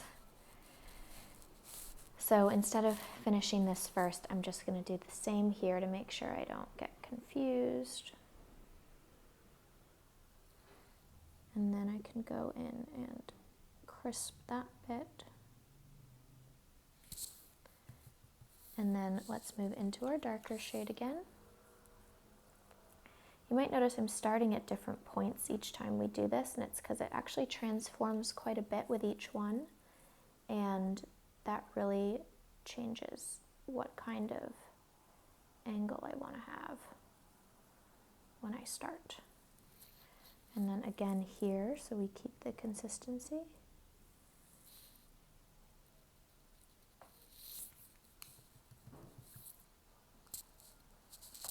And then we'll move into our medium green to fill out this little mountain triangle.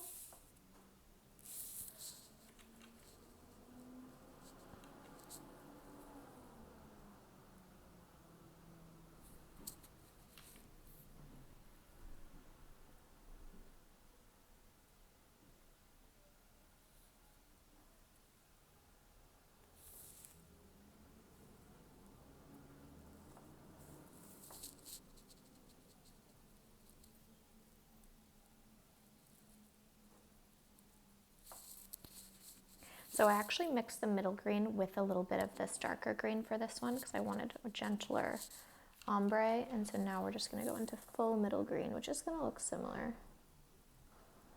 but that's kind of the point. This is like a semi-Cassandra.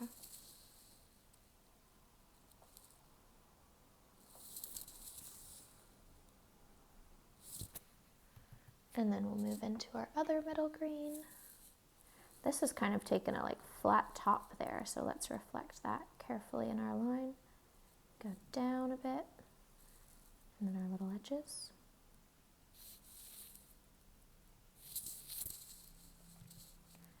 And then our yellowier green. Maybe we can get a bit closer. I'm going to press this down. I need to do my nails, I know. I have a wedding this weekend, so I really need to do my nails. And then another one. Didn't even need to re-up because it's not that big of a space. And then we're going to go back to our darker shade. Where can I press down here?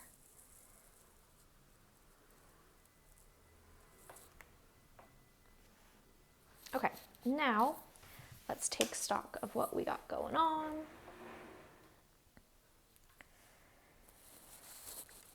Okay, definitely giving park, luscious green, nature, calming vibes. That's my pajamas. I'm still wearing them. Okay, so let's look at our shapes. We have this ice cream sundae, this leaf. I don't think that's going to be one. Our sail. This is, with one line, this is going to change so dramatically, I know it, but this little kind of arrow bit. Because there's two different colors like that, I think I want it to be quite different from both of them. So I'm going to do a yellowy green in that, and then we'll see where that takes us. We have this little dress that's upside down. We have this, and we have this, half of a kite. So that's cool. I reckon we do this one first because I know what the plan is. I really like how this looked. We are totally going to do more like that. Not sure when, but I'm going to put it down in my book after for my ideas list. And then I also like the kind of, the kind of ombre we did here of going into lighter and darker. So I think if we have enough space like this one, I want to do that again. And then for these smaller bits, I might just kind of do whatever random color I feel like. So let's do this first.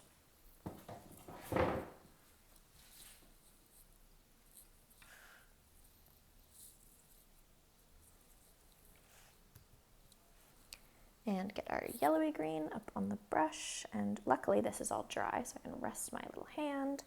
And then we will start here.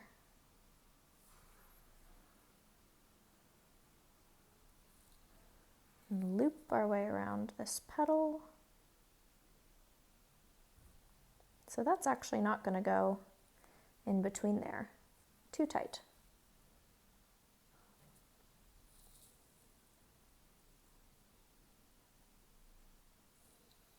That's okay. We're just going to finish out this.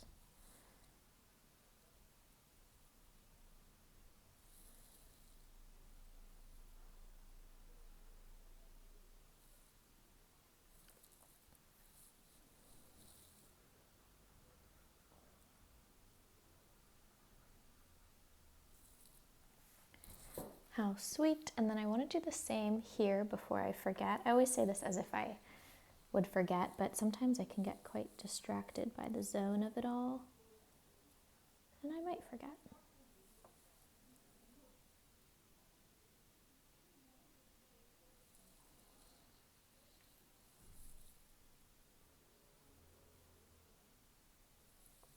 I'd like that to be a little cleaner. I guess these could touch, but now they're different colors even, and I just don't want them to. I don't know why.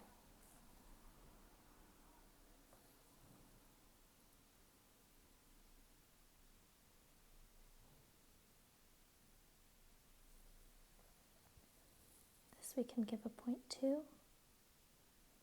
Okay, now that we have those kind of boundaries on both of these shapes, we can tackle them however.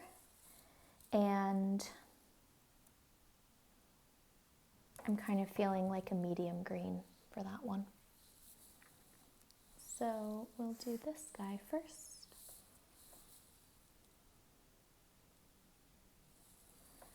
I think we can go in between here, but I'm going to be really delicate.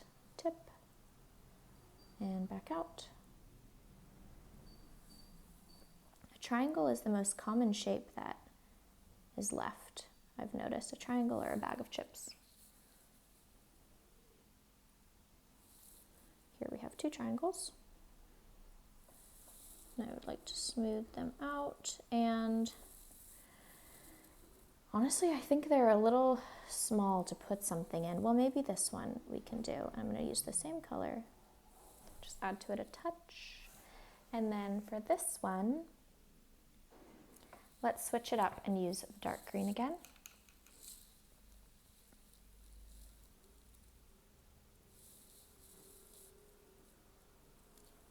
Oh, we have a kiss, and that's wet, so it might tie-dye. That's cool. So see how, aside from unless there's a particular situation, like I want to do the ombre, or I want it to have a boundary, or I want it to be the tie-dye, I'm not putting too much thought into what colors I do, because if it's not one of those things, it doesn't really matter. Like whatever ends up being, it ends up being, kind of like how the shapes of the lines end up. And I like having different options so I can kind of compare and contrast them. And I think the creativity can be stifled if you're like, wait, is this the right decision? I don't know. So I would encourage you to just, unless there is a specific plan, just pick one. Like sometimes I'll just pick the one that's closer to me because I'm lazy. It really doesn't matter. I do like, now that I'm looking at all this, how it's darker below. It kind of looks like this is a pile of leaves and there's the shadows below. So maybe that's something we can play with a bit more. I think that would look really good here because we have particularly a lot of light green going on. And this is a skinny little triangle, isn't it? So I'm going to use my tip and more draw the outline.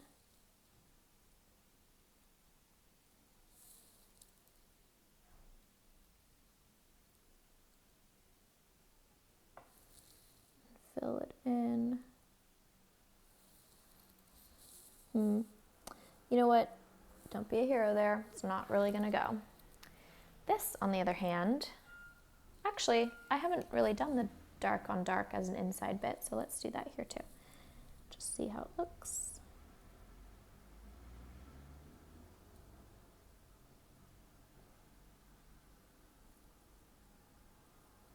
And here. Major kissing happening over there. I also want to do another dark here and then lighten it up.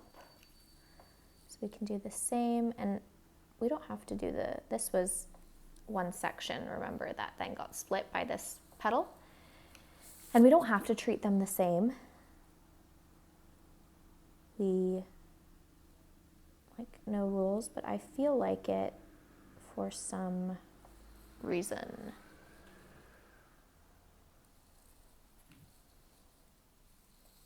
A little fuzz. Oh, or is that a cat hair? These guys follow me everywhere.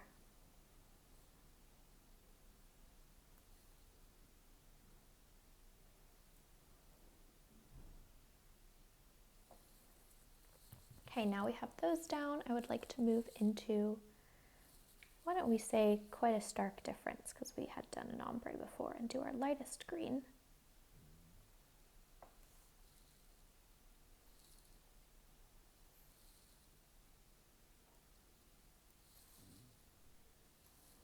And here.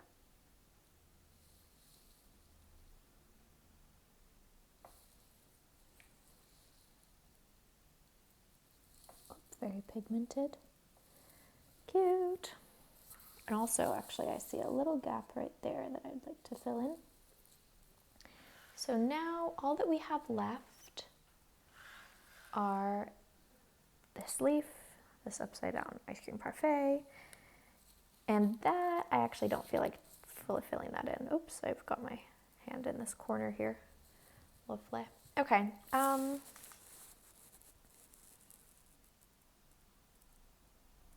So I kind of want to retain the shape of the inchworm. So to make it visible, I'm going to do the ombre here as well. So let's take our darker of the medium greens. And this will kind of make that boundary clear that there is indeed a worm here. Well, it's actually not going to be too clear, but it's more like if you know, you know, but you know there's some curvature going on. Okay, so we're going to bring this down where we can, and then do this one. Then our next medium green. Can you hear my stomach rumbling?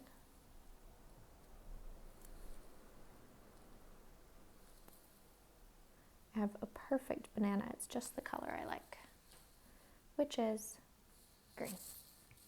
Yellowy green, but I really like them green. Then our yellowy green, actually, speaking of, don't worry, it is not this green. That'll be weird. We have a little bubble in there, which I'm just going to let live, actually. Okay, then let's take a step back to do our final bit and see what we're working with here. I think to balance what we got going, I want to make this dark. Oh my God, sorry. Also, taking a step back, I noticed that could be filled in a bit. And so I'm getting the dark paint, so I may as well just do that with the dark as well. Work smarter, not harder. So I don't want to get my wrist in that, so I'll do that second.